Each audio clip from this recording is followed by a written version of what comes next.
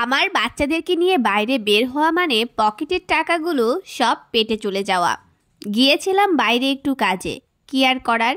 যেখানে গিয়েছিলাম তার পাশেই ছিল টেস্টি ট্রিটের নতুন একটা ব্রাঞ্চ। এটা অবশ্য কিছুদিন আগেই ওপেন হয়েছে আমার বাসার পাশেই। তো সেখানে গিয়ে আর কোনোভাবেই তাদেরকে সামলানো গেল না। আমার সাথে না পেরে তার বাবার কাছে গিয়ে বায়না ধরলো। তার বাবাও তো সেরকমই, কি আর করার। বাচ্চাদের পছন্দের কিছু খাবার নিয়ে আমরা বাড়ি ফিরলাম। এখন আপনাদেরকে এটাই দেখাবো বাচ্চারা কি কি কিনলো। বাসায় এসেই আমি আমার পছন্দের একটা ম্যাট বিছিয়ে নিয়েছি। এই ম্যাটটা কিন্তু আমার আম্মু আমাকে বানিয়ে দিয়েছিল।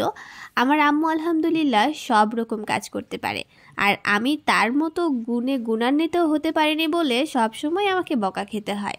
যাই হোক, এই ম্যাটটা কিন্তু আমার খুবই পছন্দের একটা ম্যাট, যেটা আমার মায়ের কাছ থেকে গিফট পাওয়া। এখানে টেস্টি ট্রিটের যে কিউট কিউট বক্সগুলো, এগুলো কিন্তু আমার খুব ভালো লাগে। যতই চেষ্টা করছি ফাস্টফুডটাকে একটু ইগনোর করব, কোনোভাবেই এটা হতে দিচ্ছে না আমার বাচ্চারা। যাই হোক, খাবার কিন্তু ওদের জন্যই নিয়েছি, আমার জন্য স্পেশালি কিছুই নিইনি। কিন্তু সবার এখন থেকেই এক বাইট করে খেতে খেতে দেখা যাচ্ছে ওদের চেয়ে আমারই খাওয়া বেশি হয়ে গেছে। এখানে আমার বড় ছেলের জন্য একটা বান পিজা নিয়েছি, ওর এটা খুব পছন্দ, আমারও অবশ্য ভালোই লাগে।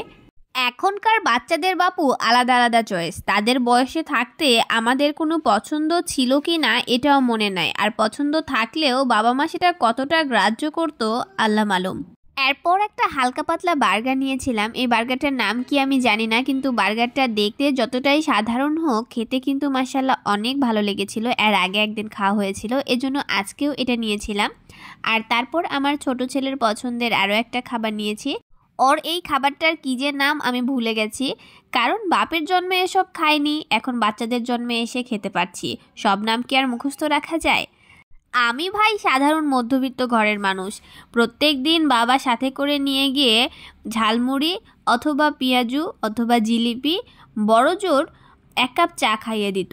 যাই হোক, বাচ্চা কাচ্চারা খেতে শেখার পর থেকেই কিন্তু এত খাবারের সাথে পরিচয় আমারও। আজকের এই ব্লগটা এই পর্যন্তই। আল্লাহ হাফেজ।